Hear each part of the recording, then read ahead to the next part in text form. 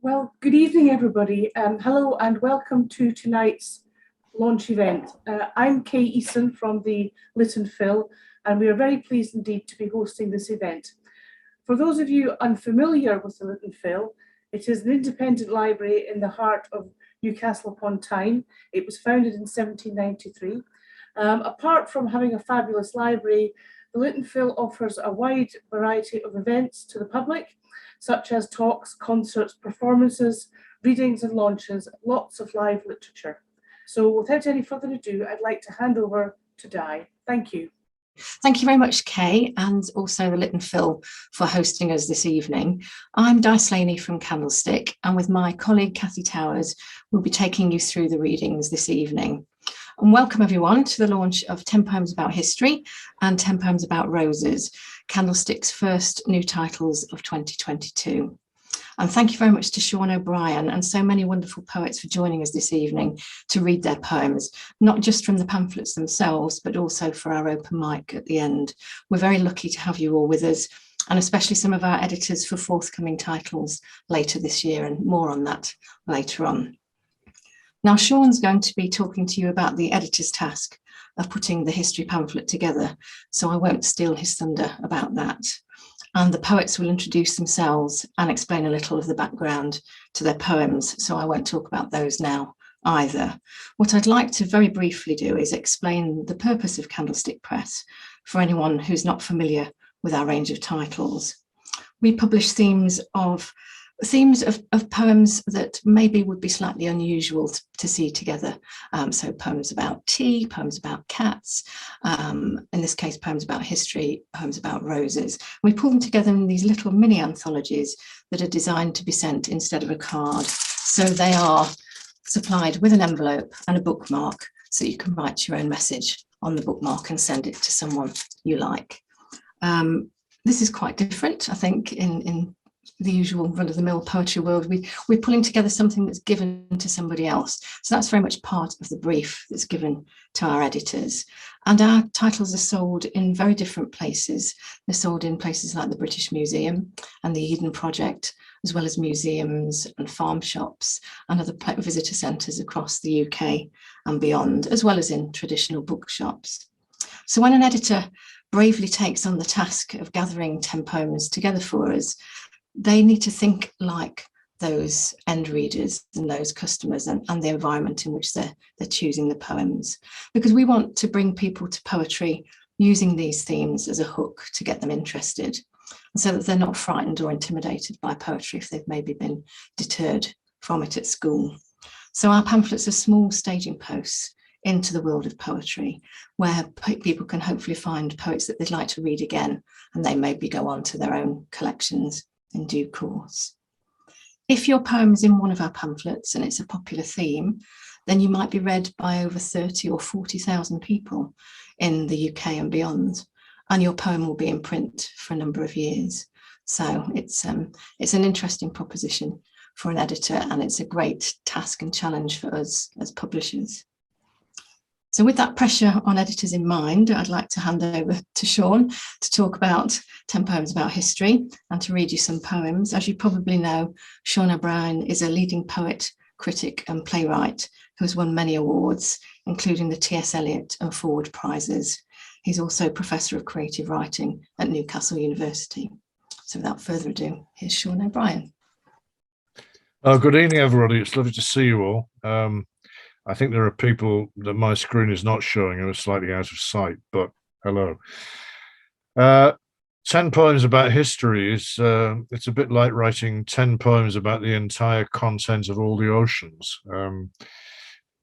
It's not a subject which can be bordered in any way. It can't be circumscribed, and arguably all poems are about history. So you have to check yourself and start somewhere. As Di said, poems which seem to speak from the experience of the residents of history rather than perhaps from a theoretical standpoint about it.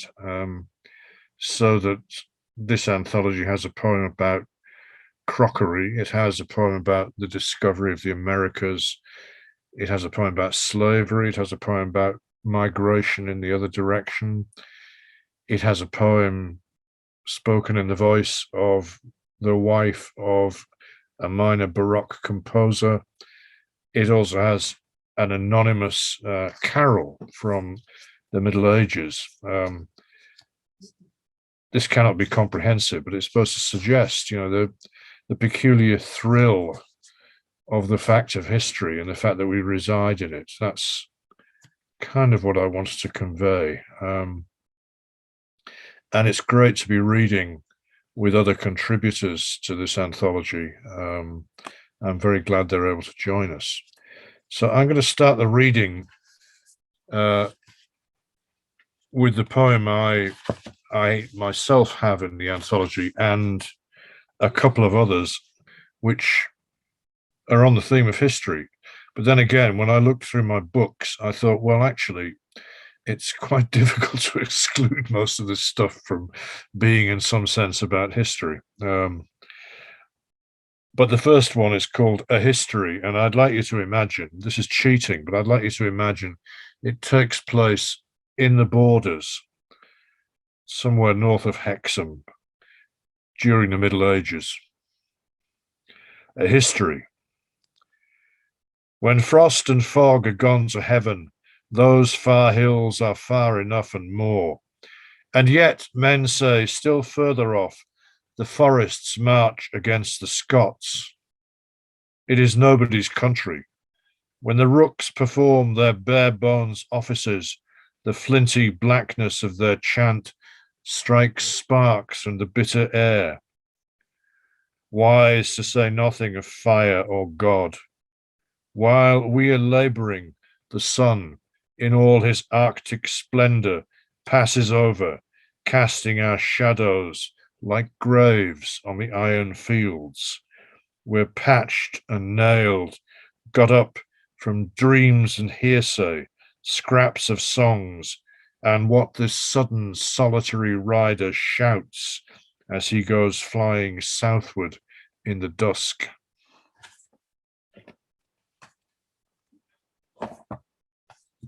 The second of these three is very brief. It's called Names, and it's from my last book. It says here, Names is about Spurn Point at the mouth of the Humber Estuary. It's the place where Bolingbroke came ashore when invading, and there are drowned villages, changes of name. The geology of the place is shifting even as we speak. What used to be a firm land spit is constantly washed over now by longshore drift, breached. You can only go to the end with permission and probably accompanied now. But this is Names. Ravenspur, Raven's Rod, ravens are odd, salt heavy bells heard only by God. Drink to the lost and the longshore drift. When there is nothing, the names will be left.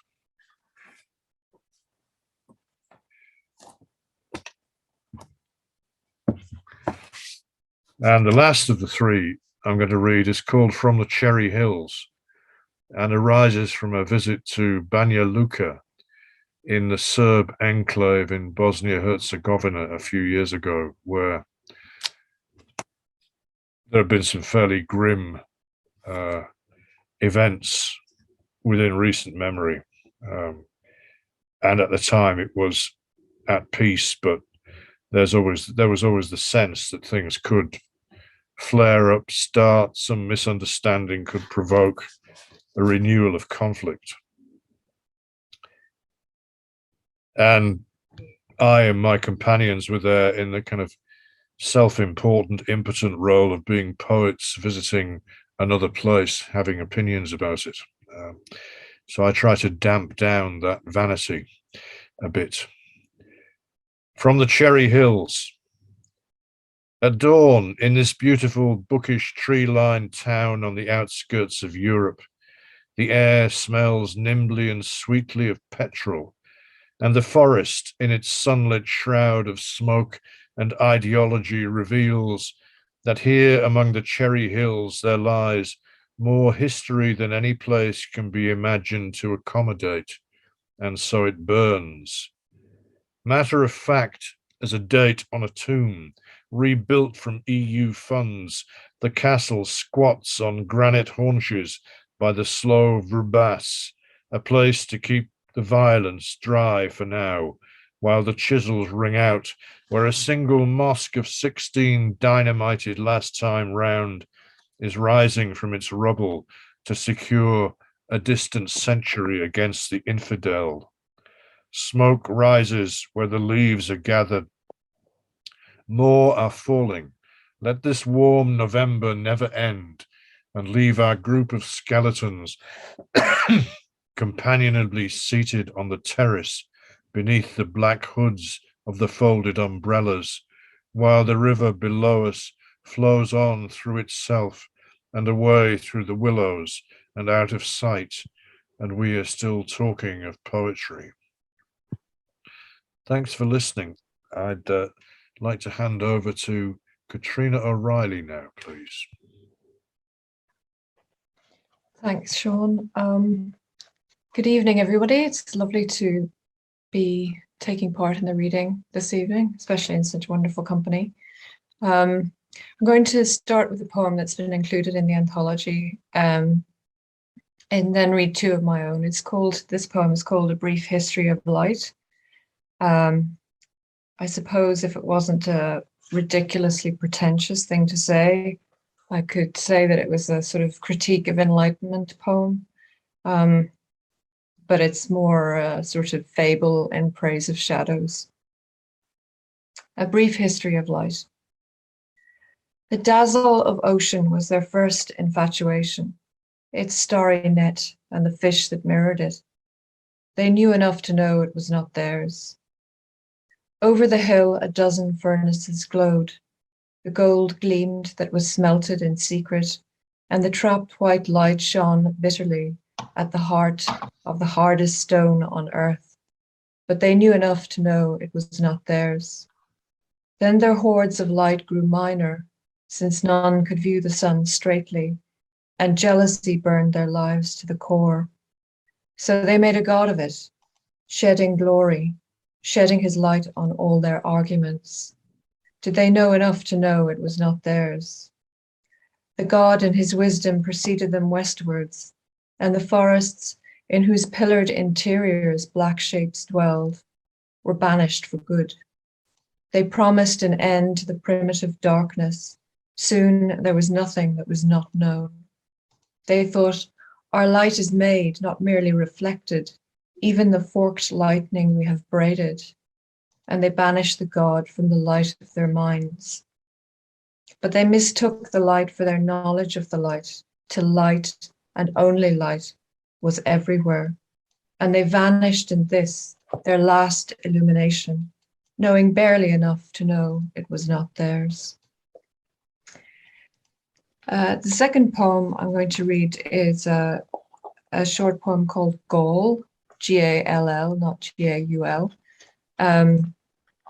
This poem is about really about the oak gall, which, as I'm sure you know, is a kind of spongy growth on an acorn, which occurs as a result of the life cycle, as part of the life cycle of a wasp, and it's part of the ecosystem of an oak tree. And it happens to be very culturally significant because most of the ink in which the documents, the really important documents of Western civilization are written in ink that is made from ground up oak gall, and it's called oak gall ink. This ink has a peculiar quality, though, of tending to corrode anything to which it's applied, which, as you can imagine, presents a kind of headache for conservators. So that's what the poem is about. It also, in a sense, is about what you might call the stigma of childlessness, and in particular, as that pertains linguistically to women. Gaul. Those from Aleppo were bitterest, yielding the vividest ink.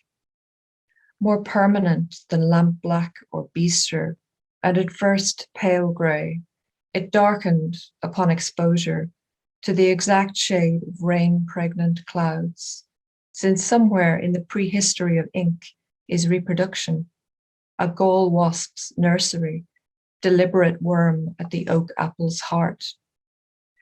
We knew the recipe by heart for centuries, we unlettered, tongueless, with hair of ash, the slattern and the pestle, the bad daughter.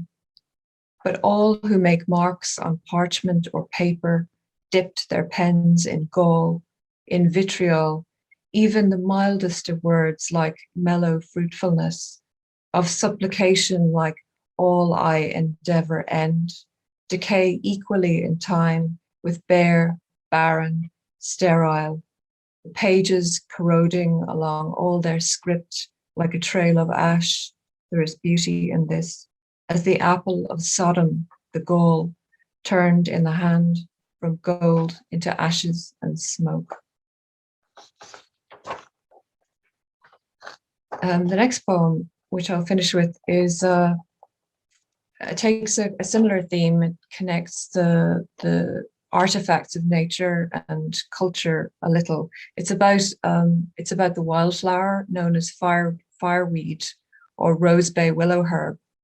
And it's really a poem which is about noticing something that you hadn't noticed before. So it's about noticing this flower suddenly and becoming aware of it. It's a little like when you learn a new word and you sort of seem to encounter it everywhere. It's almost as if you've hallucinated it or conjured it up in some way. So the poem is about that sense of discovery. And it also references the beautiful medieval tapestry, The Lady with the Unicorn, which is in the Musée de Cluny in Paris, and which uses the language of flowers very much. And I wanted the poem to have a kind of dense, woven kind of texture. Fireweed and mullein. 1,000 flowers on screed of ground, described in silk on wool, botanically exact, as in herbaria or hortus siccus, or clustered round a Christ child's painted foot, agape in the impression of his heel. The rosebay willow herb disparpled during August on high stretches of the M62, us driving into the pink dawn, the field of a cloth of gold it might have been, sudden with fireweed. Its prodigality astonished me, more than the ringing silence in the frigidarium, the stacked silence of centuries that saturates the air, that might at any second topple into sound. It was the flower entering notice and everywhere. Rife inside the tanning vats at Rivaux, but rare until the railways first broke ground. You named it for me, telling of how, flower following fire, fire dissolving into flower, it rinsed the iron networks with its colour, how, strafed into life, it blanketed the craters of London from seed asleep for decades under houses, how it was named bombweed, but in truth deserves a place alongside mullein with its 40 common names in the curious materia medica of Dioscorides, amongst which are hag's taper, candlewick, and torches, since it too sends up its tapers into smoky darkness, its silken seed pods like stitching on rough wool, its flowers turning into words, à mon seul désir it could be, its language of possible balm. Thank you very much for listening, and now I'd like to hand over to Tamara. Thanks, Katrina. That was a beautiful reading. Hello, everyone. Good to be here in this Zoom room. I just want to take this opportunity to thank Sean for selecting my poem for this anthology, and also to Kathy and Di for the work they do in producing these beautiful books. I've sent quite a few of these to people over the years, and they are lovely.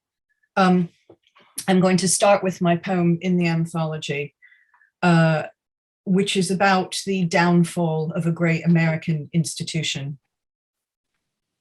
The last Woolworths in America has a lunch counter that serves strawberry shakes and grilled cheese on white, flattened like a dime, with dill pickle and coleslaw on the side.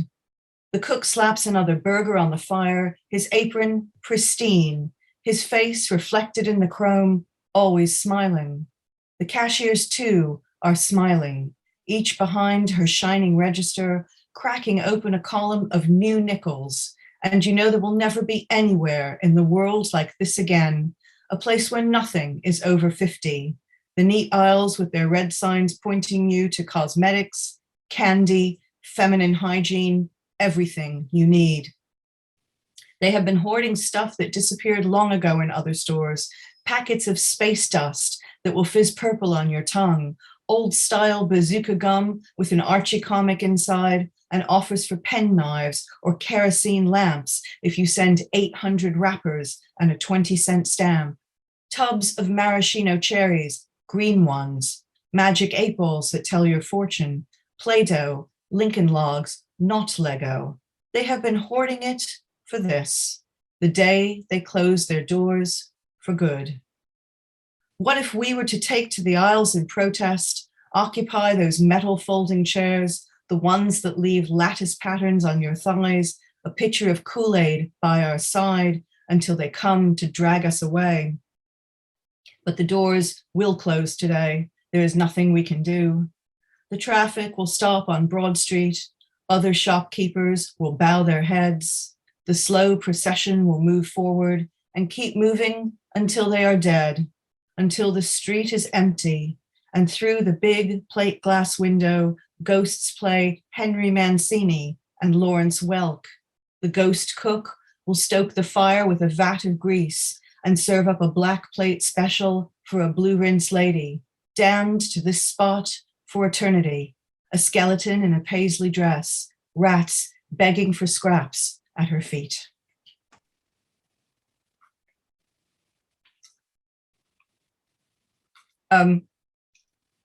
Slightly calmer, but no less ruinous. This is a poem called The Treasury of Alanus. And Alanus was the Roman name for the port of Villajoyosa near Alicante in Spain. And it's the site of a Roman cargo ship, which was carrying hundreds of amphorae full of garum, which was a fish paste that was very prized by the Romans and imported in great quantities from Spain to Rome. And the ship sank just in the harbor there in Villajoyosa. So this is the treasury of Alanus.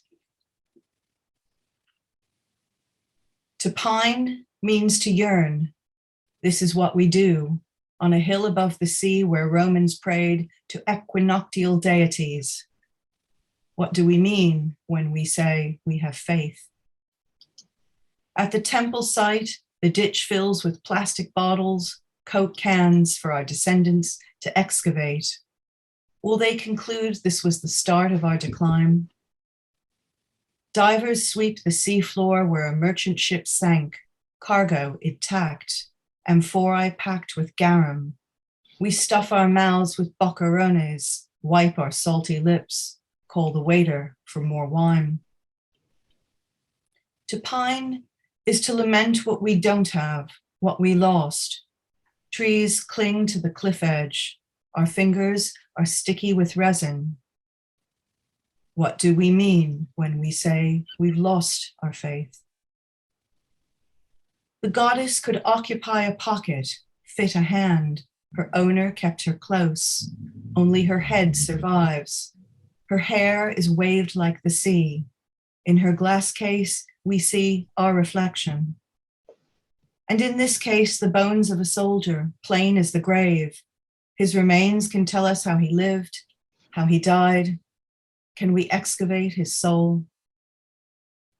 The women wore amulets of gold, element of eternity. To pine is to ache, to waste away.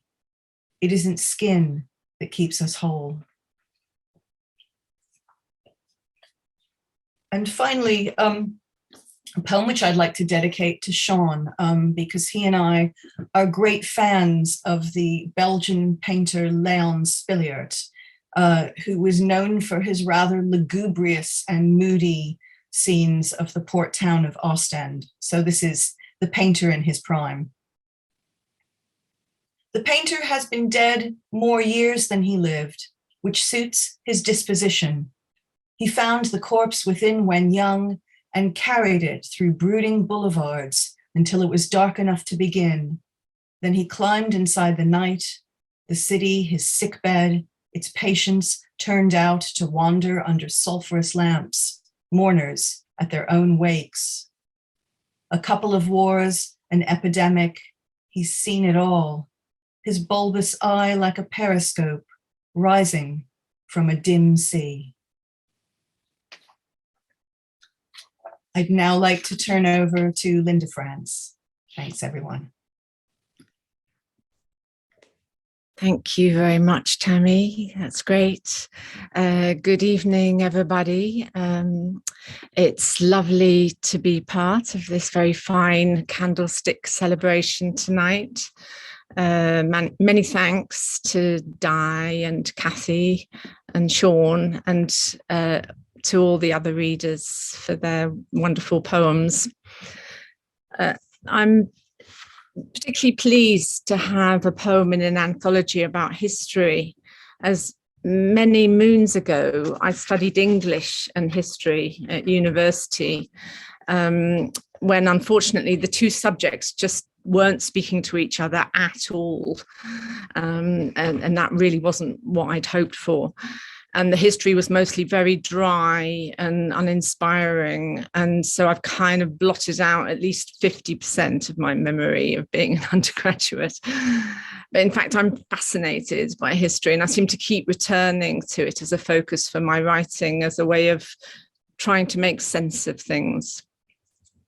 So I'm going to start by reading my poem in the pamphlet. And I don't know about you, but when I'm in the garden, I'm always finding small fragments of ceramic in the soil. And more often than not, they're blue and white. And so I collect them and I keep them in a printer's drawer in my hallway. China, blue and white. We rescue muddy notes sent by our grandmothers from soil that swallows, soil that rots. Your plates and cups already broken. Glaze veined with grains of dirt. Archivists of our own lives, do we save ourselves from ourselves? Hands turning blue. Bones showing through, clay born from earth, gone back to earth, cast away. Where is it, this away? So that poem and the two others that I'm going to read are all from a new collection that's coming out later this year, and it's called The Knucklebone Floor. And it essentially looks at place.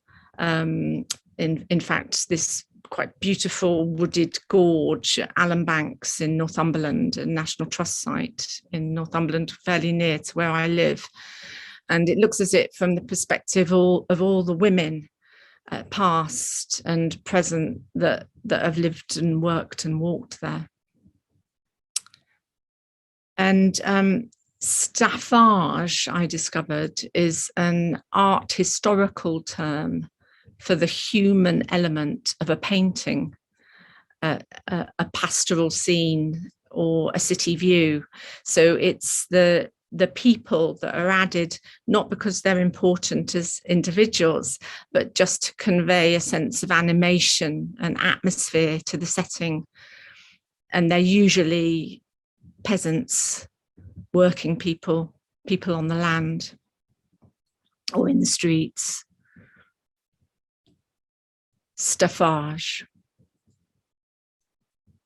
We are stuff, but decorative, extras in a play, the anonymous populace telling our storykins, plus sound effects, cartwheel rattle, or smells, cow shit, soot. Not much difference between human and animal. We are anchor and icon, kermesse, capriccio. We punctuate, scale, sprung from the land itself, picturesque. Nature and culture align in the mass of us. We discuss the virtuous life or its shadow while we animate the scene, raising the market value of landscape. Our names, now forgotten, go as usefulness, harmony, drama, open to interpretation.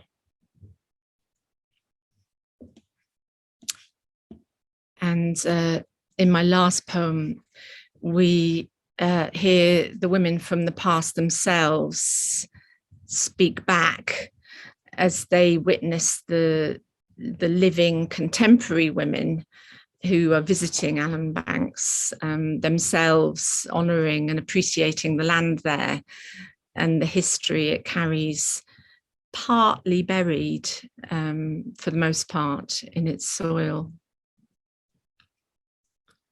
We, the dead. Seeing them approach, the tall one is crying, the other is listening. We await their arrival. Trees centuries old, avenue dark with the colour of leaves. Women walking comfort us. Above our heads and theirs, sky pigeon grey swallows itself. We hear its bones cooing. As they draw close, everything bleeds into something else. The two women lose their edges. Dizzy, we sway, lured by the flare of their beauty. They show us who we are. One of us stands on her own, hands loose, earth slipping through her fingers, mouth open, as if about to speak. Thank you very much. I'd like to hand over now to Cathy Towers. Thank you, Cathy.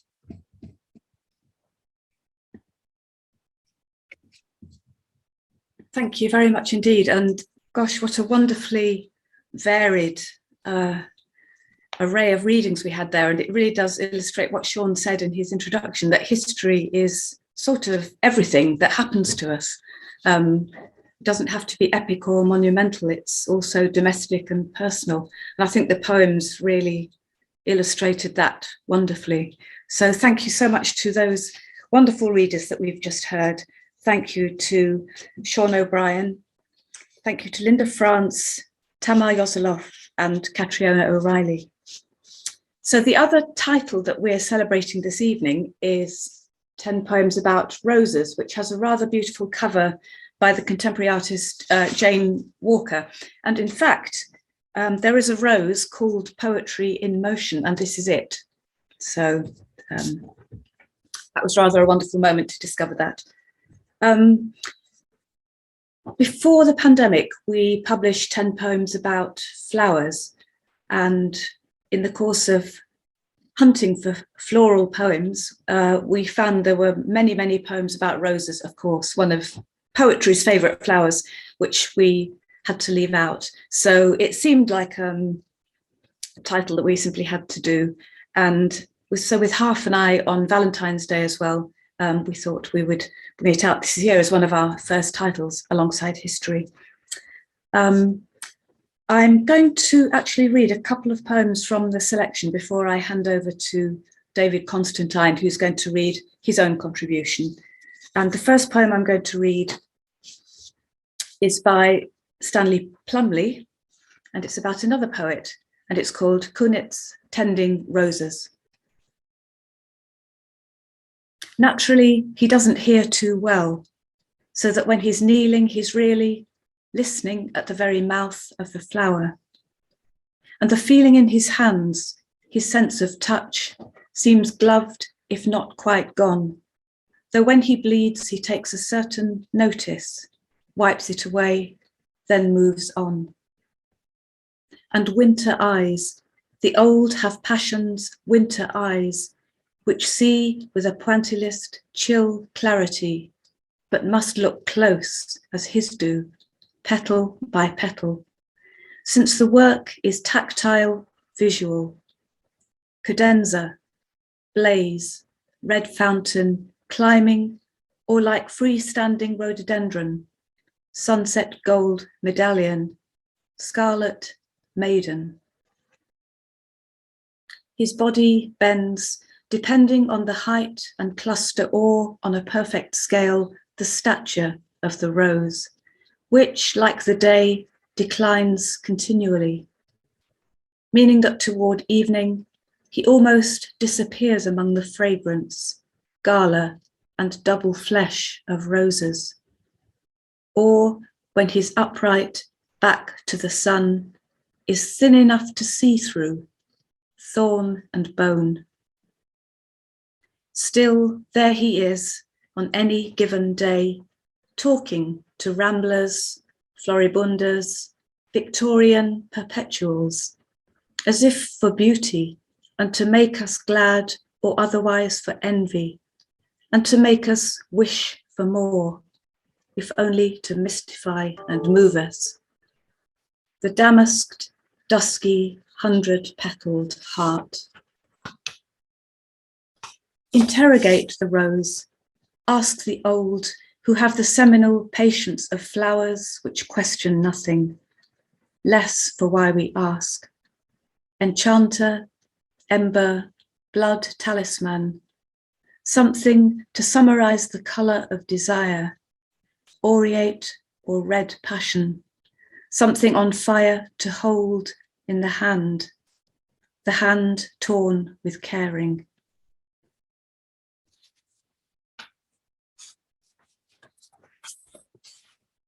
And I'll read one more short poem, and this one is by Christina Rossetti, just called The Rose. The lily has a smooth stalk, will never hurt your hand, but the rose upon her briar is lady of the land. There's sweetness in an apple tree and profit in the corn, but lady of all beauty is a rose upon a thorn. When with moss and honey she tips her bending briar and half unfolds her glowing heart, she sets the world on fire.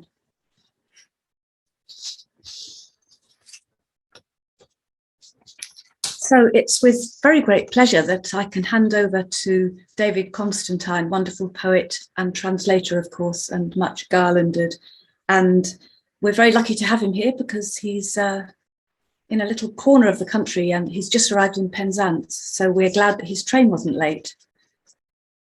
Thank you very much indeed. I'll hand over to David now. Thank you. I'm very grateful indeed to be invited. It's an extraordinary gathering, and I've admired all the pamphlets I've come across by you. The walking one as well. I was very fond of that one. I shall read 3 poems, and the rose one from this anthology in the middle. And when I began thinking what to read with it, what struck me most was within history, the need for the commemoration of historical events and the way that they get remembered. This isn't exactly the very first poem where I thought I knew what I was doing, but I shall read now. It's a poem called Soldiering On. Because prior to that, I'd tried to write about my grandmother who brought up 3 kids as a widow, her husband, my grandfather, having been killed on the Somme. in 1916. The poem Soldiering On is made up largely of things that I can, bits and pieces, the kind of language that was her own. I wanted to get it as close as possible to this little woman who went shopping endlessly. Soldiering on. We need another monument. Everywhere has Tommy Atkins with his head bowed down for all his pals, the alphabetical dead. And that is sweet and right. And every year we freshen the whited cenotaph with red. But no one seems to have thought of standing her in all the parishes in bronze or stone, with bags, with heavy bags, with bags of spuds and flour and tins of peas and clinging kids, lending the bags their bit of extra weight. Flat-chested little woman in a hat, thin as a rake, tough as old boots, with feet that ache, ache, ache. I've read he staggered into battle carrying 60 pounds of things for killing with.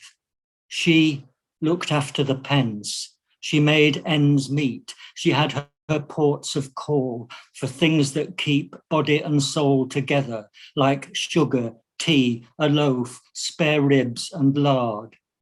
And things the big ship brings that light the ends of years, like oranges. On maps of France, I've trailed him down the chalky roads to where they end, and her on the oldest A to Z, down streets, thin as a race, year in, year out, bidding the youngest put her best foot forward, lugging the rations past the War Memorial.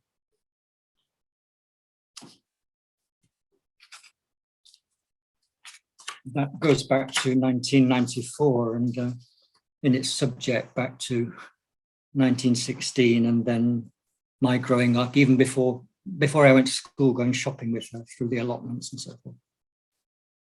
The poem in the anthology, which I'm so pleased to have there, is called Ashes and Roses and is about my mother, her daughter, the youngest, mentioned in that Soldiering On poem. After the death of her husband, my father, the funeral was all done with perfect decency. Everything about it was decent and touching. But in the end, what it comes down to is ash from the crematorium scattered on a plot where you can plant a rose. So the ashes, as it were, the soil in which the rose will flourish. Or not. Ashes and Roses. She is size 10 again, like the girl under her bands, but so disconsolate, the falling of her hand, I worry the diamond will slip to the grey earth. These are only the bare bones of roses. This is the garden of little twists of iron.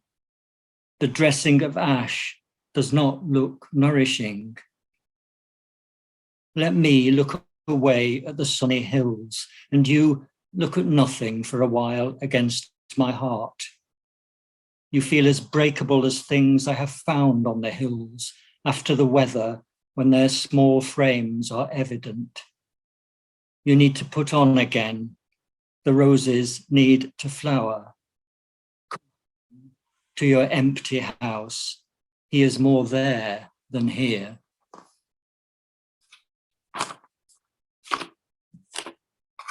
And the third, this is all terribly local. The third has to do with the memorial for the Peterloo massacre, the massacre that took place on the 16th of August, 1819, when a protesting crowd, a crowd wanting a few human rights in large numbers there, were charged by the cavalry. And 200 years later, a memorial has been put up in that square, St. Peter's Square in Manchester. It's a square I walk through to and fro, getting the different buses from school and back home again. Memorial by a man called Jeremy Deller was put up in August 2019. it's, I suppose, because of the subject, but also the thing itself has very great grace and beauty. It's a series of concentric circles rising of different shades of local stone. And around the faces of these circles are placed the names of the towns and the villages out of which the protesters came to congregate in the square.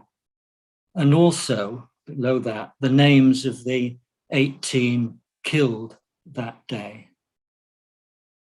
Now, among the 18 is one which touched me to tears then, and almost does now as I think about it. One of the 18 was the unborn child of Elizabeth Gaunt, one of the women there. She herself was not killed, but the baby inside her, in her womb, was killed.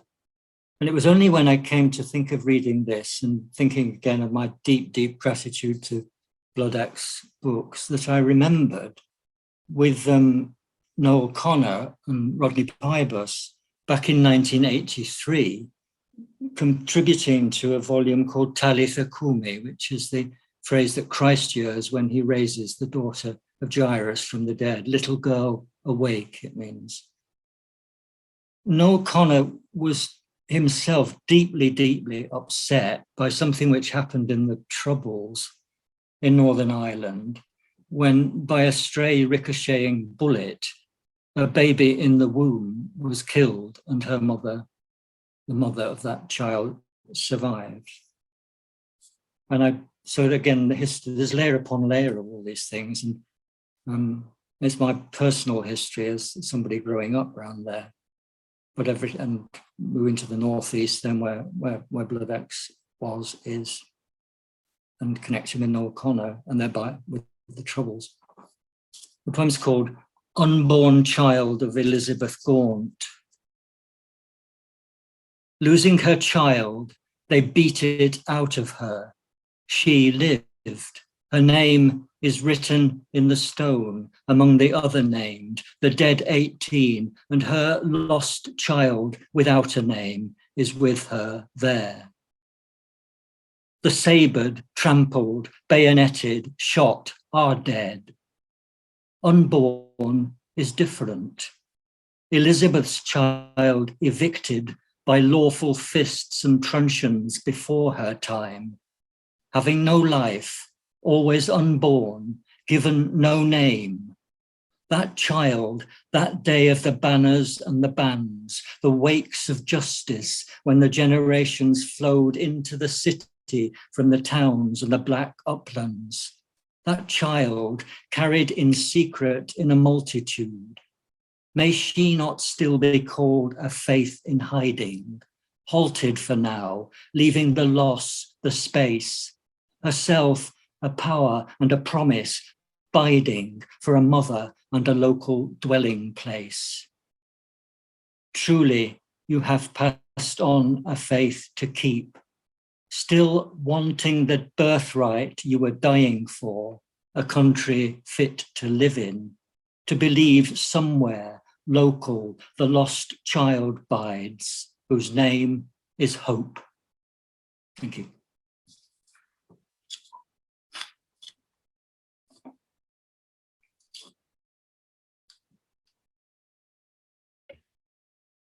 Thank you, David. That was wonderful. So now we come to the point of the evening where we have some open mic readings. What I'm going to do is just read out the names of the poets who are going to read for us. We have 5 who are about to read, and I think rather than me speaking between each one, I'll ask each of them to remember who they are following, and just so that it flows naturally without interruptions from me. So this is the order that our guest poets will be reading in.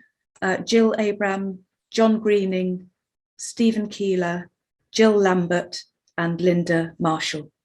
And we're going to hear a mixture of rosy and history poems and one very floral poem. I think Jill Abraham's going to read first, and she's going to read a poem that is full of flowers, in fact. Thank you, Jill. That's right, I am. Thank you. And I'm delighted to read in such illustrious company and would be quite nervous about it, except that this poem did win a competition, so I have some confidence in it. And if you think, well, she can do it, I can do it, the Elmbridge competition is currently open for entries until the end of the month on the theme of Enigma, so go for it. My girl. Here is newborn you in tiny white cyclamen. I wrapped you in blankets soft as stachys leaves, clematis tendrils grip tight as your fingers. The colours of your hair, baby blonde carnations darkening through bronze fennel to copper beech, your rebellious teenage phase of zinging poppies. Pink frills of monarda and your summer skirts, velvet pansy petals for warmth in the winter, tough-leaved hostas for your tomboy years.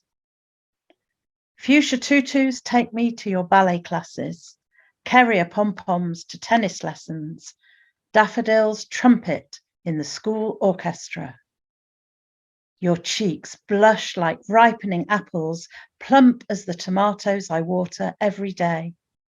Bees flit from plant to plant, you skip from friend to friend.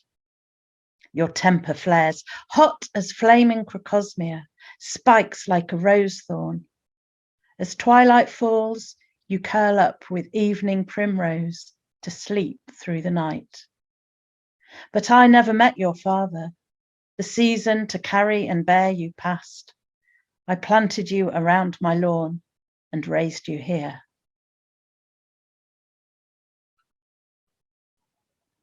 And now we're going to hear from John Greening. Yeah, I hadn't written about roses before, but last year, as it happens, I wrote a whole sequence dedicated to my wife who likes roses. So this is the first from that sequence. And with a nod to T.S. Eliot, it's called Into the Rose Garden. It's just 4 quatrains. Behind the hazel, among the lords and ladies and plum tree gum, there was a rose I used to cut back to help thrive. So kept the sickly thing alive somehow. But now it's died, and we can't recall the variety. Only how, as I emptied my last mistaken secrets into the blue bin, it will be there, reciting Blake. Thanks very much. Can we hear from, please, Jill Lambert, who I think has a history poem for us? Hello. Yes, I do. Thanks. It's been a lovely evening listening to some absolutely fantastic poems. I think because I've had to go on my phone because my laptop died and crashed quite spectacularly.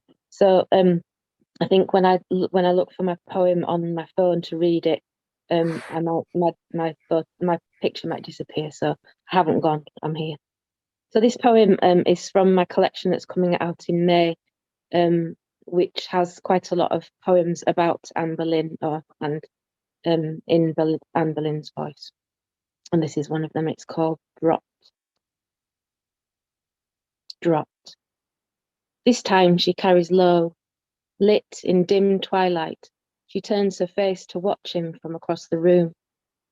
He's dancing, laughing with a friend, and even from a distance she can feel his power. He clicks. Another cup is at his lips, meat in his hand. He licks his fingers at the grease clots on his chin. Someone joins him, curtsies in deference, and he draws a finger down her cheek. He stands again, and all around her on their feet. He whispers something to the woman. She smiles, lowers her eyes, and walks away. He follows, a glance across the room spared for his queen. We are all playing by his rule. The epiphany comes quickly, and the babe falls in her belly to acknowledge her. Son or daughter, it will be its father's child. Thank you. Thank you, Jill. And now, Linda Marshall. I hope that you're there, Linda. Yes, I'm here. I've enjoyed all the poetry tonight. It's been great. The poem I'm going to read, I wrote a few years back, and it's in my recent collection. It has a kind of music to it. It's called Love in a Tea Shop. And we will drink roses, tablecloth roses, and clinking the teaspoons we'll dance, and talk as we tap of hibiscus and hop on the zigzag of polished parquet. And I with blue passion shall pour from the pot, where veiled in the vapours of dream, we'll lapsang the souchong, the filtered verbena, to strains of a paid violin. And by the bow window, deep rose in its bay, we'll sugar on sugar our words, and stirring to sip, we'll rattle the cups and drink to the dregs our herbs. But we won't regret, not porcelain yet. Thank you.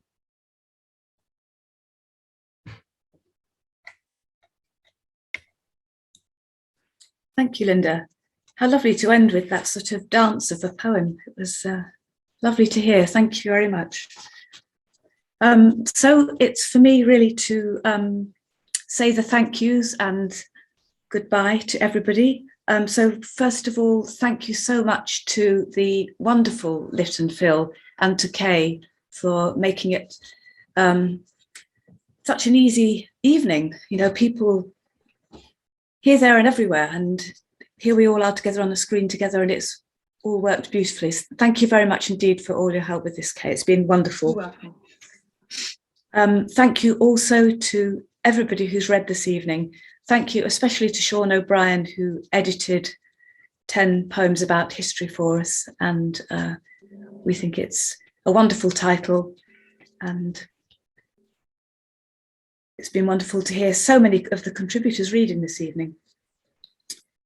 So Candlestick Press, our titles are available in indie bookshops, in museums, galleries, cafes, all sorts of places where you wouldn't expect to see poetry books. So do look out for them. If there's anything that's taken your fancy, you can also buy our titles on our website, and you can also sign up there for our e-shop so you hear about new titles as they're coming out. 2022, we're hoping, is going to be a bumper year for us after two rather slender years, shall we say, of necessity, of course. But we're going for a Candlestick PB, aiming to publish about 20 titles. And definitely in the pipeline, we have 10 poems about hats, wildlife, coast, mountains, soil, rubbish, families, 2 pamphlets about music, swimming, running, and journeys. So there's something there for everyone, I think, for the active and the sedentary alike. And it's been lovely to have some of the editors of those forthcoming titles with us this evening as well. So thank you to those for joining us. So I think that's it from Di and me for this evening, unless there's anything I've forgotten. Di, thank you so much to everybody. It's been very special. And we hope to see you again at our next event. Thank you.